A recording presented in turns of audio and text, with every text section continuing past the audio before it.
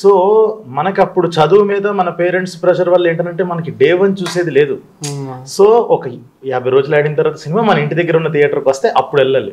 Unless పండగ అప్పుడు తప్ప ఫస్ట్ డేలో లేదా రిలీజ్ అయిన ఫస్ట్ వీక్లోనో వీకెండ్లోనో చూడటం అనేది అప్పుడు పండగ అప్పుడు తప్ప.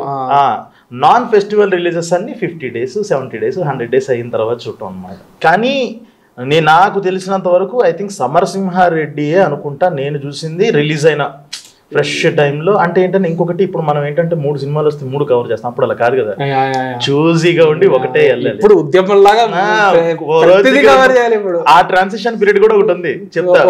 యాక్చువల్లీ ఇంటర్మీడియట్కి వచ్చిన తర్వాత హాస్టల్లో వేసారు. హాస్టల్లో వేసిన తర్వాత అప్పుడు ఒక్కరోజు అవుటింగ్ ఇస్తారు. ఐఐటి చదువుతున్న టైం అది, విజయవాడ గోడవల్లి క్యాంపస్ లో అక్కడ చైతన్యలో ఐఐటి చదువుతున్న టైం. ఒక్కరోజు అవుటింగ్ ఇచ్చారంటే వెళ్ళి ఫటాఫట్ కవర్ చేసుకుని వచ్చేయాలి టైం. సో జూన్ లో అకాడమిక్ ఇయర్ స్టార్ట్ అవుతుంది. June 21st is my birthday. అప్పుడు రిలీజ్ అయిన 2 సినిమాలు ఏంటి అని అంటే దశావతారం ఒకటి, రెడీ ఒకటి. 2008 June. Yes, I remember this.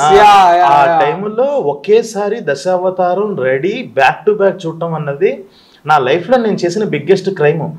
పోయి ఒకే రోజు 2 సినిమాలు చూడొచ్చా? ఒకటి చూసేసిన తర్వాత ఇంత ఇమీడియట్ గా 2 తప్పులు చేయొచ్చా అన్న లెవెల్లో అది. ఇంకా తర్వాత నుంచి ఆ పర్ డే 2 ఫిలిమ్స్ అన్నది బాగా అలవాటు అయిపోయింది.